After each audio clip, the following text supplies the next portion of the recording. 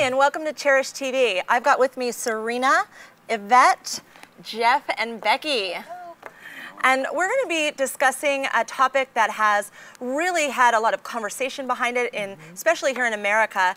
And it's, does racism exist, or is it a sensitivity or an oversensitivity? So we're going to be just jumping right into this topic. So Yvette, why don't you tell us your thoughts on racism? Does it exist? Is there an oversensitivity? What's been your experience? Well, I would emphatically say yes, racism does exist.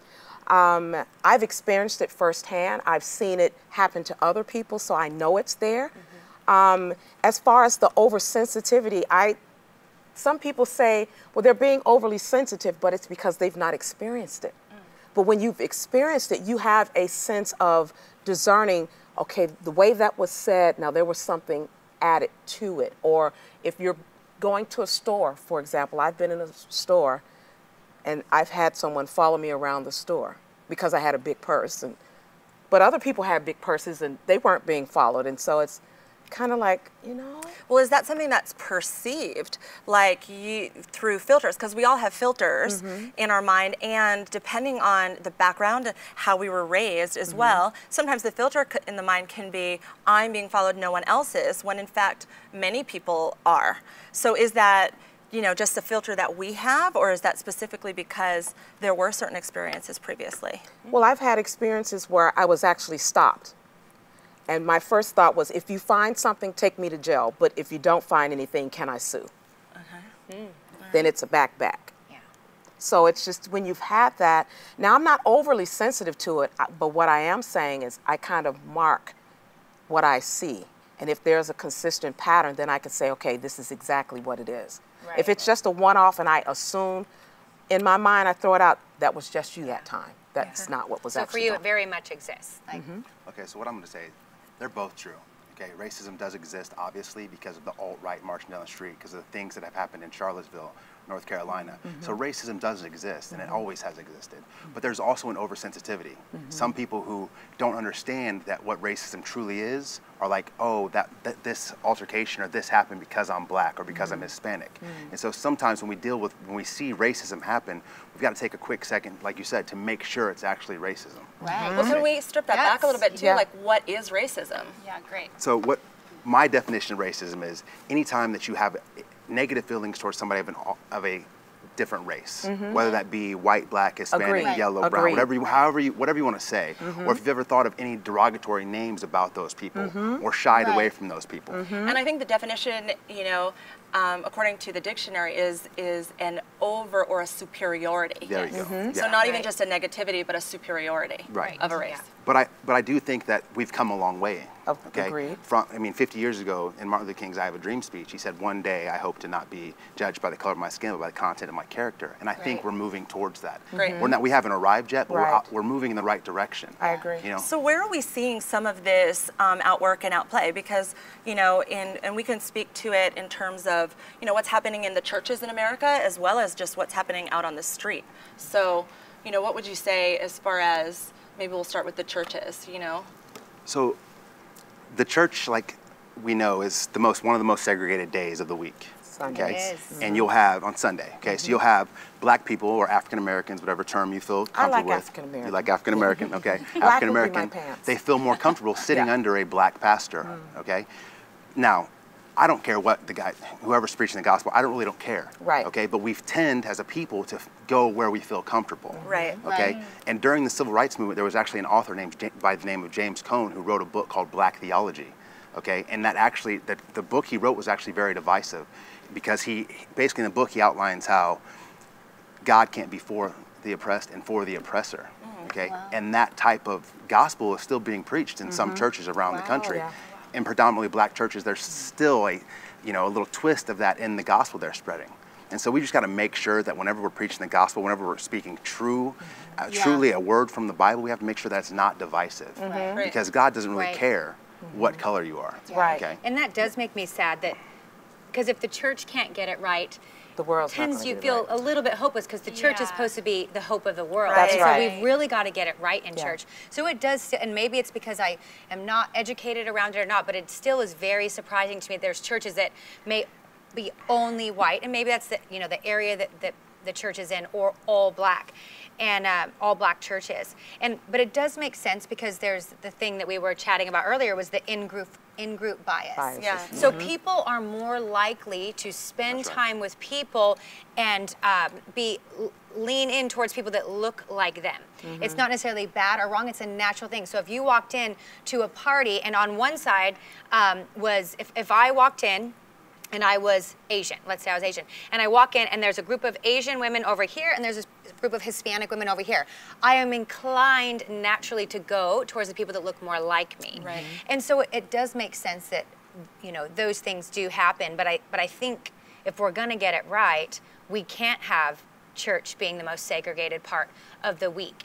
And I know I was listening to something Pastor Miles McPherson was preaching, and he was saying, you know, so a practical thing we can do to help break down racial barriers is when you enter into that room, you don't just make yourself not just go to the group of your in-group bias. Be very strategic about going to the out-group bias to break down those barriers. So, you know, I think that's a practical thing we could do each and every day to break down those barriers, to make people feel comfortable, like I'm also including you. And do you think that can be taken, though, to an extreme where and I agree with you. Yeah. So I definitely agree in the sense of we all need to do things that are outside of our comfort zone or our in-group bias, step out of that. But I feel like sometimes, even here in America, you know, we can be critiqued in the opposite way. Right. So like I'm in church, and I have an interesting background because I'm originally from New York, very culturally diverse area that I grew up in. Then I'm 11 years old. I go to another nation, Ecuador. I'm in a Latin culture. I have to learn a whole nother language, a whole nother culture.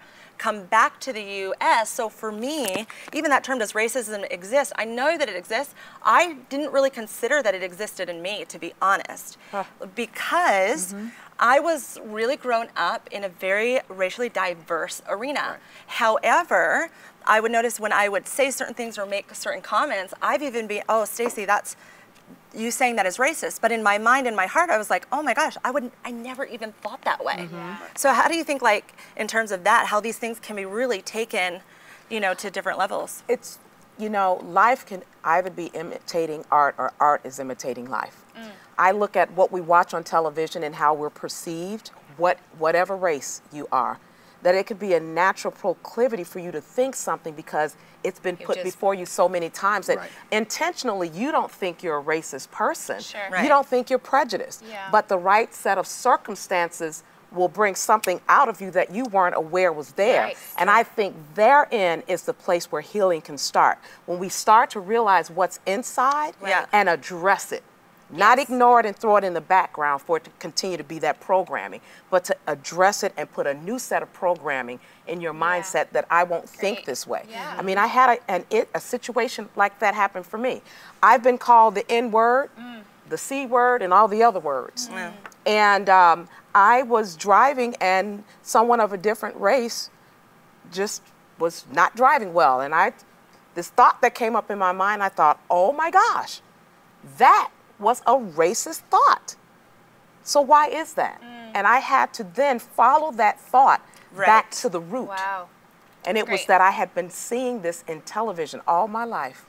It wasn't that I had a bad encounter with them, but that's all I saw about this particular race of people. And so it was quick for me to say, oh, typically you don't drive, so that was out of line. So I had to address what was in me first. Therein, I think, is the place where the church starts. And that's why we're having these conversations. Well, we've got to be careful. Well, has that been the case for you, Serena? Yeah, you know, I come from the Bay Area, which is just a hodgepodge, a melting pot of so many beautiful different cultures, including many different Latin cultures as well. And so coming and moving down to San Diego, where we're so close to Mexico, it's less of a melting pot. We do have a great population of Mexican people living here in San Diego, which is wonderful. And so growing up, I was always asked, you know, where are you from? And now the assumption is I am Mexican. And while I think think Mexico is a beautiful place and I love it and have a lot of Mexican friends. No one in my family is from Mexico. I'm just simply not Mexican.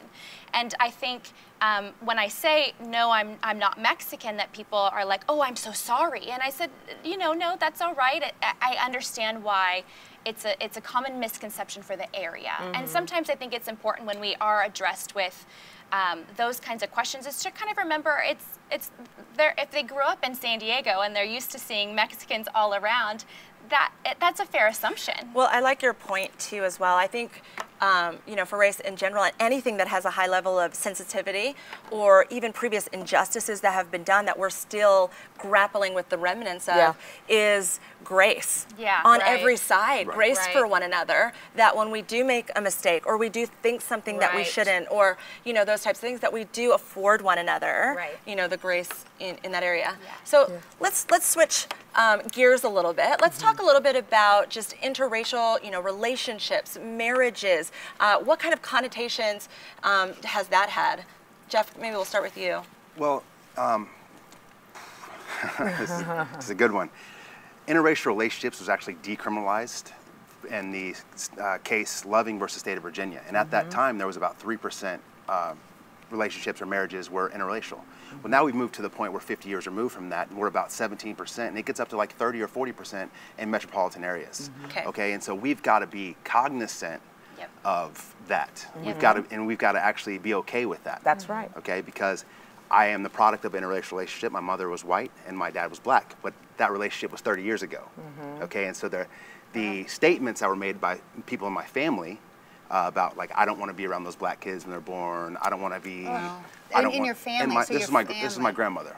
Told my mom, like, I don't want to be around those black children when they're born.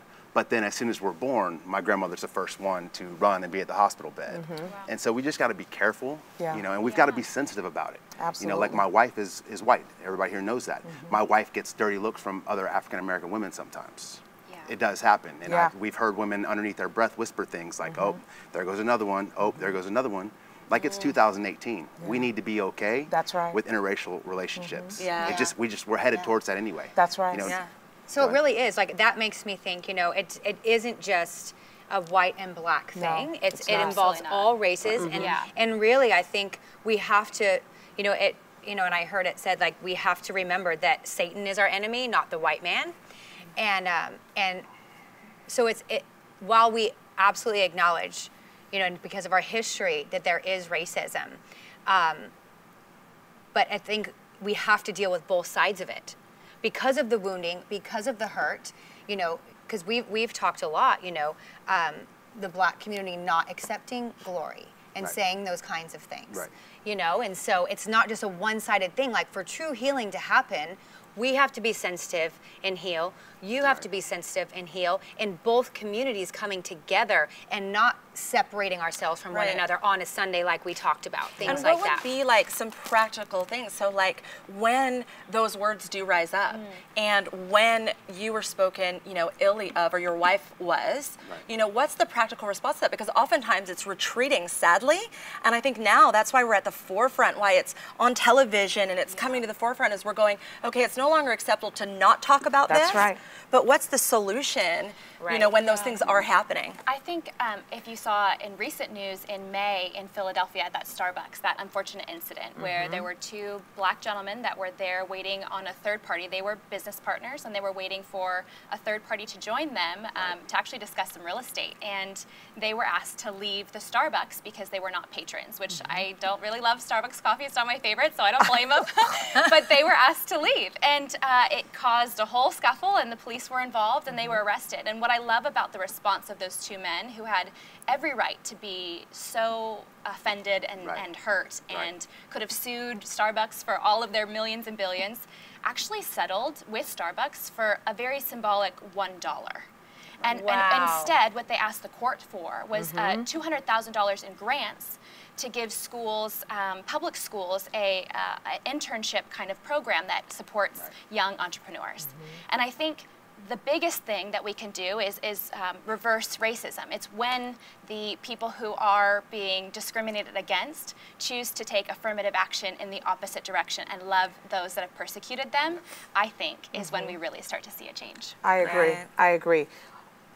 If my dad were still here, he'd tell you at about 12 years old, I said to him, "Daddy, I'm marrying a white man." And he looked at me like I was crazy. One would think that I would be afraid or bothered by the other, but I'm not. I genuinely love people. It just happens to be, and maybe we could talk about that, preference. But I don't allow my preference to cause me to be prejudiced towards other people. So, or other races. It's just what I choose. Sure. Isn't that interesting? Because we may choose, because those are really physical characteristics, you know, because really internally it's what are the characteristics I want in a person, but it's interesting that sometimes we may even look on the outside, I want that, or I want that. So that's even an interesting. Yeah. But if it were something that was going to be negative towards a person, then I have a problem. And I think that's what sometimes people fail to look at. Okay, I just thought that way about that person. I need to deal with what's in me. I think for me as an African American woman, the way I see healing happening starts with me first. Ladies, in the last few years in our nation, we've been exposed to many different voices, opinions, and images of what the world thinks it means to be a woman. And yet never before have we seen a generation of women so confused, so conflicted, and so divided. Gathering around wounds instead of wins, judgment instead of justice, and tolerance instead of truth. Conforming to a counterfeit image that seeks to strip us of the beauty of our femininity. But in times of extreme pain and confusion, the world needs an encounter with the God of extreme love. Ladies, there's never been a more vital time for us to come together to create a much-needed shift in our culture. This year at Cherish Women's Conference, we are planting a stake in the ground. Our mission, to build women who walk in a different spirit. Women who resist the enemy's ploy to divide and corrupt. Women who will stand together to live our lives clothed with strength and honor. At Cherish Conference, we will elevate and celebrate the truth of who God designed us to be. We're not women at odds with our identity, in a futile battle with men and each other, but women secure in our worth and the unique purpose God designed for us. Join me and hundreds of other women as we come together for a weekend of worship, power, and inspiration.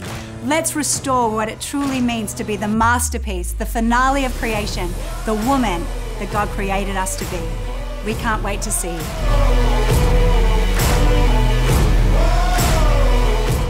Well, I actually wanted, do we want to talk about the level of sensitivity and what's a healthy level of sensitivity and what is maybe a wound that hasn't been dealt with, that there is the oversensitivity? And I know we've talked about that on a previous show.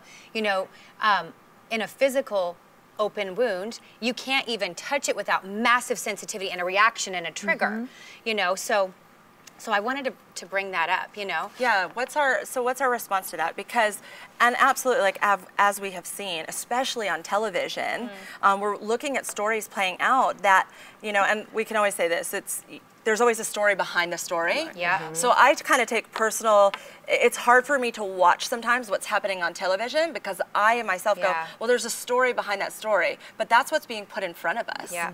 Well, we've got to be careful just aligning ourselves with the media, because you got to remember that news outlets are trying to put news out to get a rise because they're profiting off what they put out. Right. Fox News, CNN, whoever it may be, they're taking a story and twisting it and bring it back to our forefront so they can get a reaction out of us. Right. And that's what Hollywood's doing. You know, Hollywood puts these movies in front of us to try to get a reaction because it drives up margins, it drives up profit.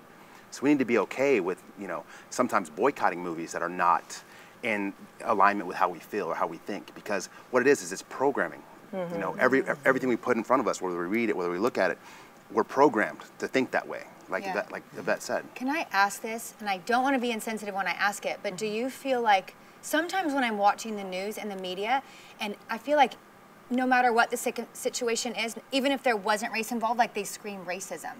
Like I feel like sometimes the media is trying to fuel this divide because maybe there's an agenda behind it that helps them. I don't understand. Well, I'm going to answer quickly and then I'm going to pass that to Yvette. But what it is, like I said, chaos, profit. They want to get people stirred up because then they're getting their ratings. And so we've got it. That's this oversensitivity thing. Like every time I get pulled over, it's not because I'm black. Maybe I'm driving like an idiot. You know, Right, I mean, it's true. It's like when I get pulled over, it's not always a race thing. Yeah. You know, but on the news we see over and over again, black man pulled over, you know, beaten by the police, shot by the police, and so automatically it's like, oh, he pulled me over because I'm black. And I've had those moments where myself, I've had to check myself in the car. Yeah. You know, Wow. like I'm driving erratically, we're joking around the car, you know, and I'm not paying attention. Right. This man did not pull me over because I'm black, you know.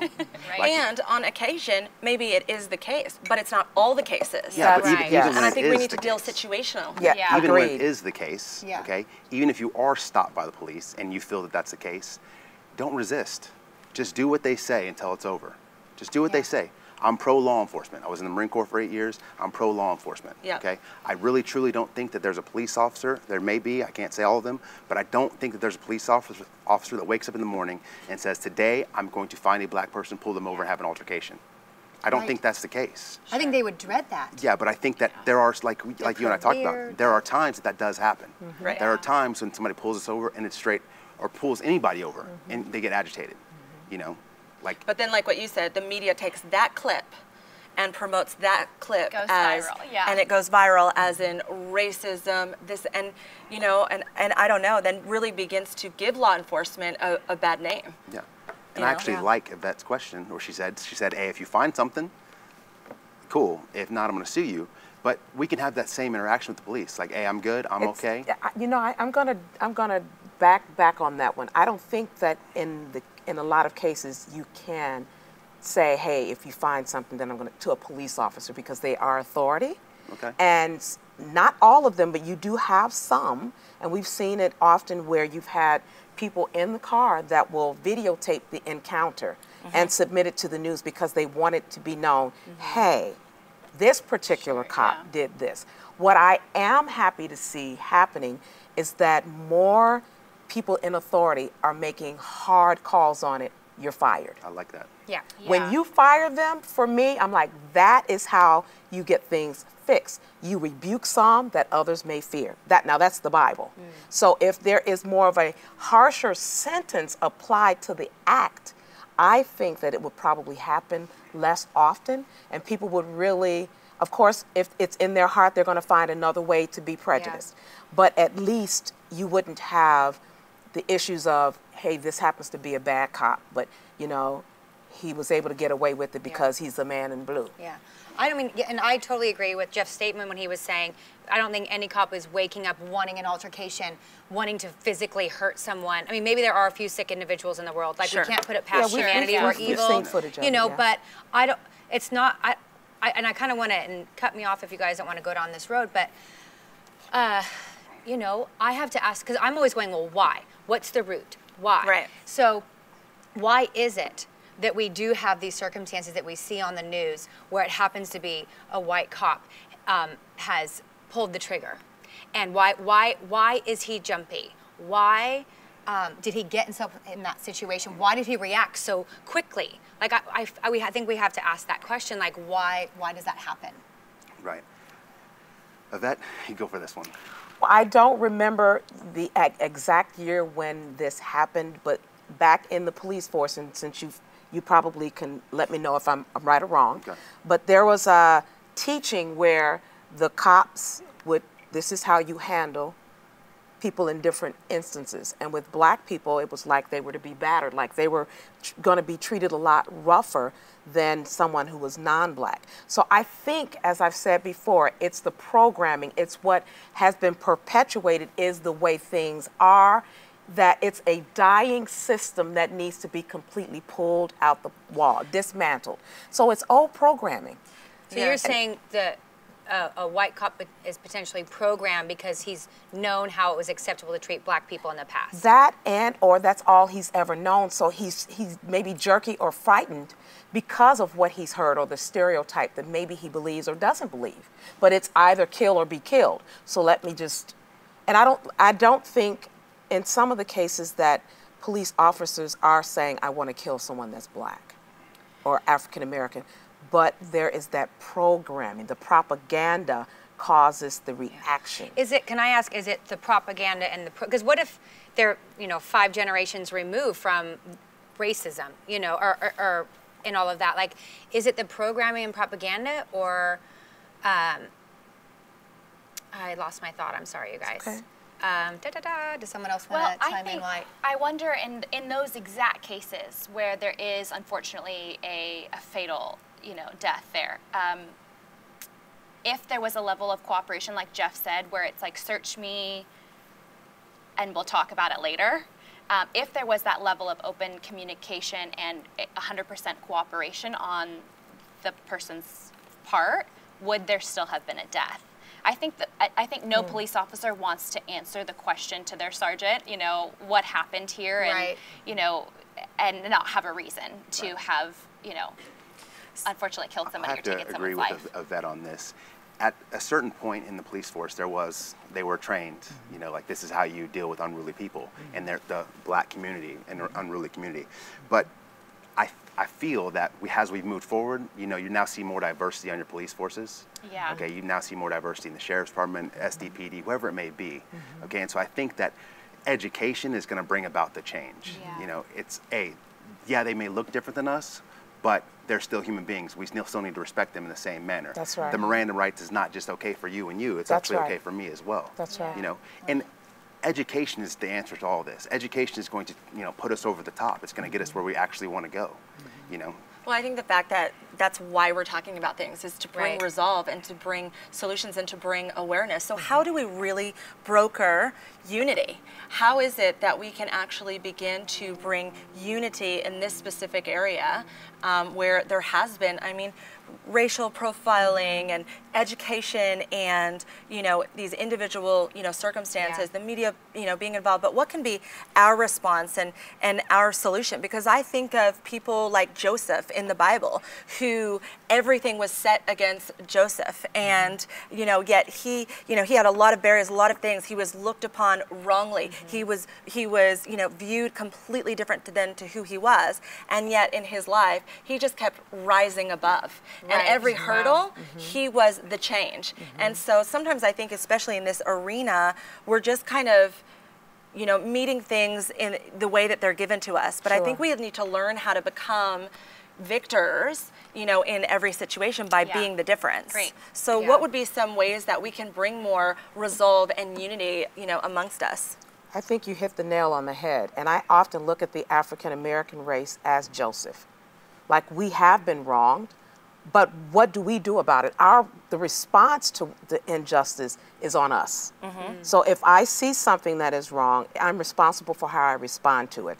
I choose to respond in love. Yes, I may be hurt. Yes, I may be disappointed, but inwardly, as Jesus said, cast your cares upon me because I care for you. And he also said he's going to avenge me of my adversaries.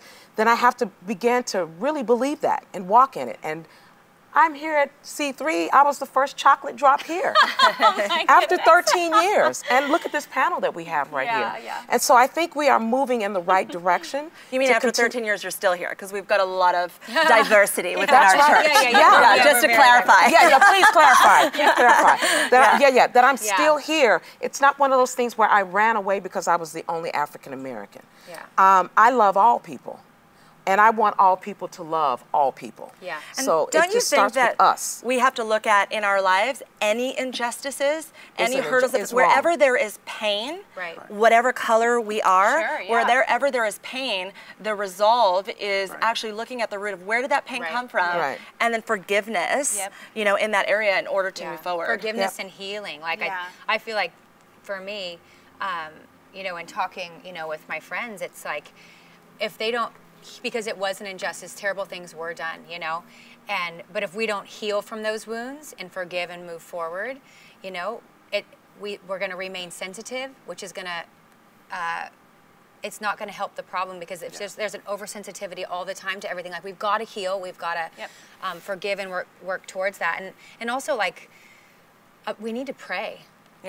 We need to pray, and we need to pray for unity, and we need to get on our knees, and we need to be praying, against that spirit of division. Because I may be hopeful, you know, but I hope that this can supposed to really be hopeful. die out you know, in the coming generations, you know? Yeah. Well, I'm just so grateful that, you know, even us talking about it today, that we're bringing resolve and, you know, shifting a story and looking at how healing can come in so many different directions. So this has been a great conversation. We're going to just wrap it up and then talk a little bit more about this in our next segment. Virtuous woman, for her worth is far above rubies. She seeks wool and flax, and willingly works with her hands. She is like the merchant ships. She brings her food from afar. She also rises while it is yet night, and provides food for her household. She girds herself with strength, and her lamp does not go out by night. She stretches out her hands to the distaff, and her hand holds the spindle. She extends her hand to the poor. Yes, she reaches out her hands to the needy. She is not afraid of snow for her household, for all her household is clothed with scarlet. She makes tapestry for herself. Strength and honor are her clothing. She shall rejoice in time to come. Whoa!